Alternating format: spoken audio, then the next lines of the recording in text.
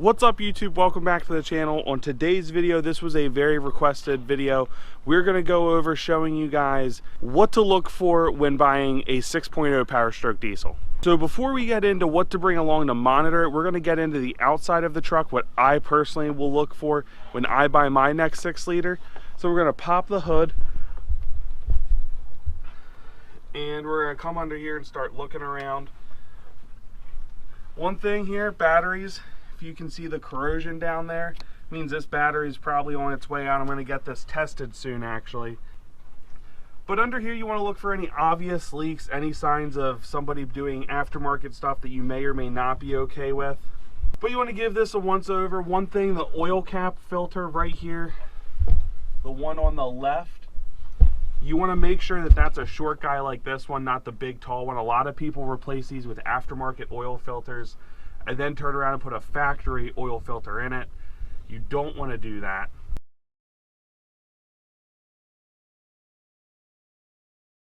Degas bottle, you want to make sure that you have either, I run cat in my truck, so that's going to come out red.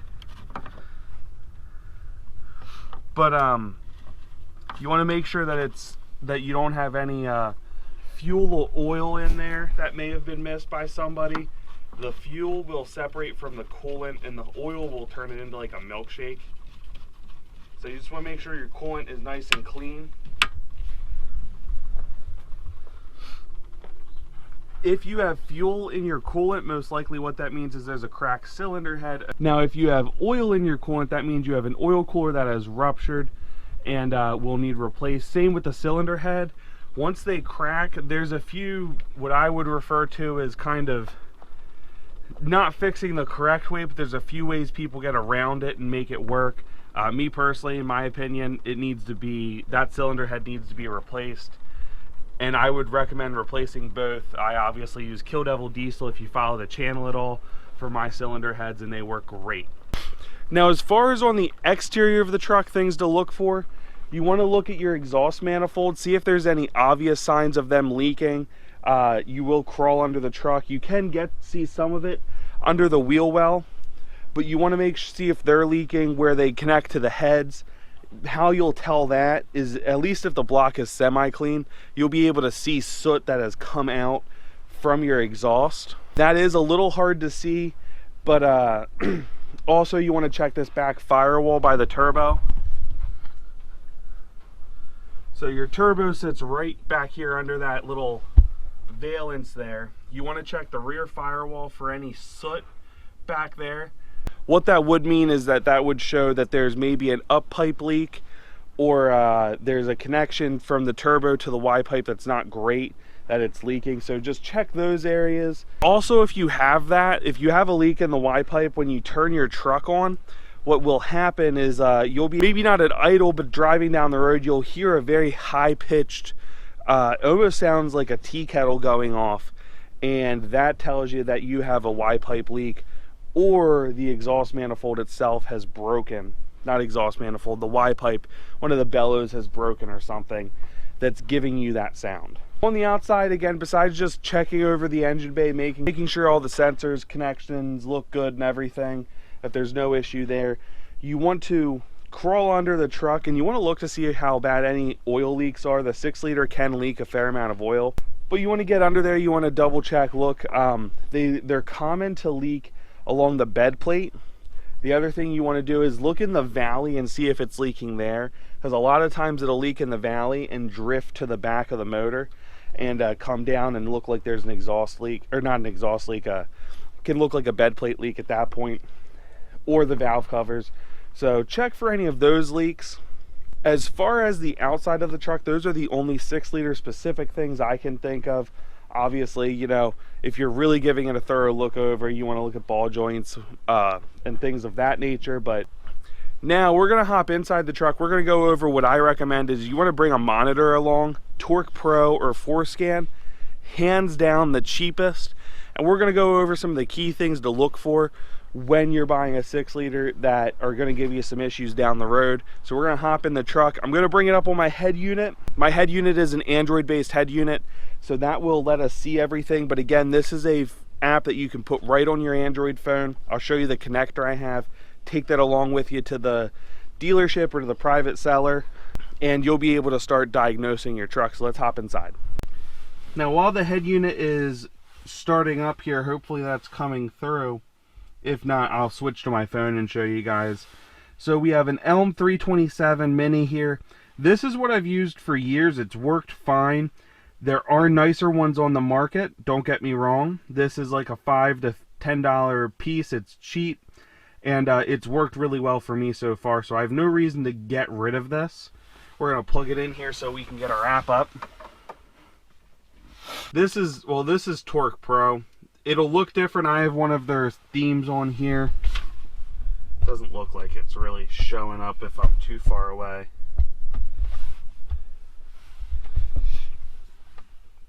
So anyway, you can read fault codes. You can set it all up. You set it up down here in settings. I would get this set up to your phone prior to going to the dealership. There's one thing you have to do in settings to get it for Powerstroke stuff. Sorry. Settings. You want to go to the settings and scroll down to manage extra PIDs and sensors. Now I have this set up, but you're in this upper right corner, there's a button to press. Add predefined set, and there's a Ford including Powerstroke. You want to click that, and there you go. Now you're set up to be able to read like FICM and all that. What I'm going to do, YouTube, it doesn't seem to be showing up well on there, so I'm going to get on my phone. We're going to go inside. We're going to sit down at the computer desk, and I'm going to show you from there kind of what you want to look for, because it's not showing up well. We're going to go over the main perks to look for, the main things to look for that are problematic, that are 6 liter specific, that can give you issues down the road. So we'll get into all that, and then we'll talk here in a little bit. Okay, I hope this is showing up a little bit better than what it was in the truck. Now, so what we have here, I'm going to go over each value. We have your FICM main power, which should read 48 volts. If this is dropping below 47 at any time, you have a FICM that's on the way out. Battery voltage, obviously you want to see what this dips down to while cranking. Obviously, while you want to make sure it's over, I would say you want to be at least at like 14 volts while the truck is running once the glow plugs turn off. But if you're at least at like 13.8, you're in a pretty good range there too. But definitely you don't want to be in the low 13s or high 12s, because what'll happen is bad electrical systems kill the FICM, and that's one of the things that takes place here. IPR stands for injection pressure regulator, and basically that regulates the pressure that your high pressure oil pump is able to produce. So I try to keep them close together to monitor them at the same time. Basically, it's okay for this to jump up 40 to 50, maybe even 60 when you're cranking it over when it's cold, but you don't want to see it get much above that. Also, if you're seeing 85 at this, whether the truck is cold or hot, that means that you have a leak somewhere or a dying high pressure oil pump. Now, if you're in one of the earlier years, the 03 to early 04s, if this is happening, then most likely, and no work has recently been done to the truck, then most recently your high pressure oil pump is on the way out. If it's a later style truck, most likely your high pressure oil pump is fine. Do not let the forums and stuff scare you. Well, the forums aren't typically as bad for this. The Facebook pages I find are notorious for saying, oh, it's your high pressure oil pump.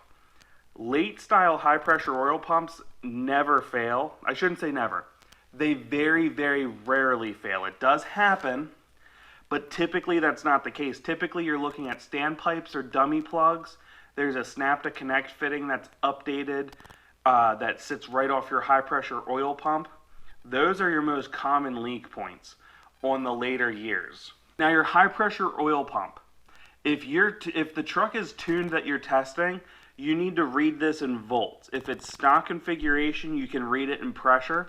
Why I say that is a lot of the tunes spoof the high pressure oil reading, and will make you think you're only seeing like 2,000 to 2,100 psi of pressure. So you need to measure that in volts. And basically what you want to do, most of the trucks you're probably going to test drive aren't tuned, so it's not a big deal. I will try to find the exact conversion of voltage to what that means in psi. But if you're flooring it and your truck's only able to make 2,000 psi and it's not tuned, well then you have a high pressure oil pump that's getting weak on you. I can go into more detail about that if you guys want. Again, I'll find the voltage to psi, and I'll also put down there what normal is. Off the top of my head, I don't know. I know with my truck, when I read mine will put out 4,000 psi with my injectors. So basically, you want to make sure that you're not losing high pressure oil, or that it's able to maintain it. Typically, when these pumps get weak, they'll be able to hit a high number for a split second, and then they'll stop dropping. So if you just do it until you hit a number, that's not going to give you the full thing. You need to do like an 1/8 mile pull, and make sure it's able to hold a good PSI. Now I have boost on here in stock configuration. These trucks will boost in the high 20s. So if you're getting between 27, 30 is pretty hard to get. It's pretty rare on stock tuning, but it can be done. But 27 to 29 I'd say is normal. So as long as the truck can boost, I mean, you gotta be hard on the truck to get that. So I keep that on here when I'm looking at trucks just to see if there's any boost leaks going on. Again, kind of trying to see if there's something to back up an exhaust leak of sorts, or if there's a, the intercoolers go on these. If they have plastic piping, they go. The boots could be failing. And I do keep Ficum logic power down here just to see what the truck is getting. That number is going to read very close to what you have in your battery voltage. Up here we have coolant and engine oil temperature.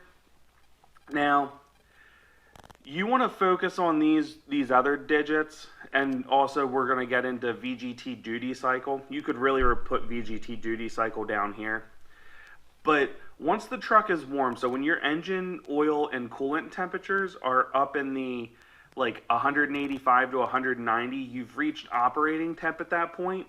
What you want to do at this point is you now want to get on the highway and you want to drive this truck. And basically you want to watch the spread. I mean, it should be a relatively long test drive, but you'll be able to know pretty quick if the truck is going to, I want to say anytime I've seen somebody with a failed oil cooler, it hasn't taken more than 10-15 minutes on the highway to tell. So basically you want to drive at about 65 miles an hour, and at 15 to 20 minutes you should know if there's a failed oil cooler. If your oil cooler is getting over 10 degrees difference, so your coolant will read like 200, but your engine oil temp will read 215. You know at that 15 degree mark you have a failed oil cooler. When it starts getting over 10, it's something to consider, like, hey, you might need one. I want to say a lot of people that replace them, though, end up in the 8 to 10 range. But if you're getting 15 or more, or if you're just cruising along at that 65 miles an hour, your coolant isn't really changing, but your engine oil temp is just steadily increasing, then most likely there's a failed oil cooler in the truck. 15 degree difference between those is the magic number, though. At 15 degrees, you definitely have a clogged oil cooler, and you need to start considering that you're going to need to put a new one in. Also at that point, if the truck is not deleted, you could be looking at a failed EGR cooler, which could lead to head gaskets down the road. If you test drive a truck that's seeing 20 plus degree difference on the highway from these at 65 miles an hour, I'm going to say most likely the EGR cooler is probably on its way out here in the very near future. And I would kind of, factor that in, what's it worth to you as far as price, but there's a chance you could be dealing with head gaskets down the road as well. I believe I have it here. Okay, so we got VGT Duty Cycle on the screen now. So what that does is that tells you the position that the PCM is commanding the vanes in the turbo to. During driving, you never want to see 15 and you never want to see 85. The exceptions to that would be if you're in the throttle half good and you quickly let off, a lot of times the VGTs will open all the way up to relieve some back pressure. So if you see 15 there or 16, 17 under that exact circumstance, don't worry about that. It's while you're driving. And again, this is a good one. I probably should have put this on the first. Page instead of the Fickum Logic Power. It's a good one to read by Boost, honestly. Now, what we're looking for at this, now this doesn't give you the exact vane positioning. This gives you what the computer's commanding it to. So it's not going to tell you where the vanes actually are hanging out, but it's only going to let you know where it's telling them to go. So if it's commanding them to 85%, it's letting you know that the turbo is not boosting how it wants it to. It's not reaching the desired pressure.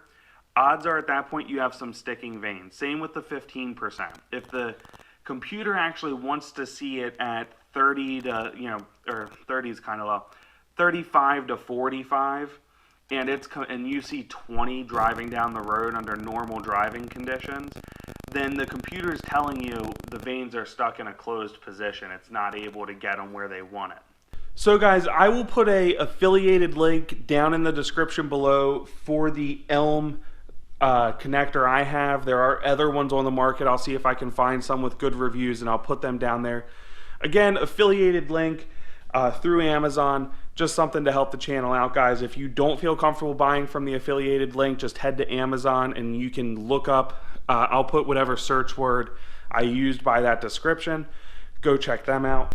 Now, if you guys have any questions about any of the things I put on there, any further things to look for, those are the main ones. I do say, tell them you want to start the truck cold. I will say that, don't let them warm it up, because some of those things can be masked once it's warmed up. Also, at the end of your test drive, turn around, cut the truck off, and try to start it back up. What you're looking for then is a high pressure oil leak. If there is one, the truck won't start back up. So all you're gonna do, turn it off, wait 5 seconds, try to turn it back on. That's all you need to do. It's not hard to check for that at that point, but I do recommend doing that just to see if that's a problem. Things to look for in no start conditions besides the high pressure oil leak, which you'll see your IPR percent go up to 85 and it won't build the desired or the required 500 to 550 psi of oil pressure to fire the injectors to start the truck.